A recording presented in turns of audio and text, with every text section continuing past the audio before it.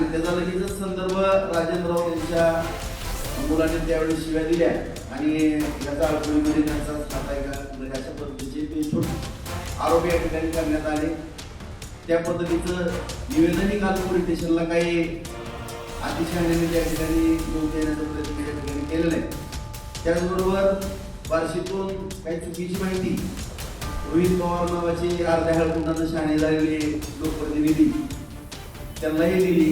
वास्तविक पाहता नेमकं पोलीस स्टेशनला कुठली माहिती आल्यानंतर फोन करणं किंवा माहिती घेणं किंवा कुणाकडनं तरी क्रॉस चेकिंग करणं ही राजकारणामध्ये जबाबदारीनं काम करणाऱ्या माणसांची असते. कारण आज आपण पाहतोय की आदरणीय पवार साहेबांनी या ठिकाणी राजकारण राज्यामध्ये देशामध्ये करत असताना बऱ्याच अंशी माहिती घेतल्याशिवाय ती कधी बोलली नाहीत आणि त्यांचे नातू म्हणून विरोध असताना या ठिकाणी खऱ्या अर्थानं माहिती त्या ठिकाणी घेणं चौकशी करणं अत्यंत गरजेचं असताना बेछूट आरोप केले की जहागिरी गेली पण फुगिरी गेली नाही.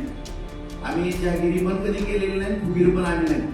आम्ही या ठिकाणी शेतकरी कुटुंबातली माणसं आहोत.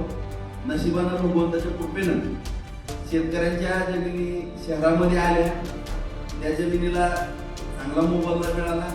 त्याच्यातून आम्ही काही 4 व्यवसायाकडे आकर्षित झालो, वळलो आणि आमचे भगवंताच्या आशीर्वादानं चांगले व्यवसाय चालतात. त्यातनं आमच्या काही प्रगती होती की जर कुणाला खूपच असेल ती अत्यंत दुर्दैवाची बाब आहे.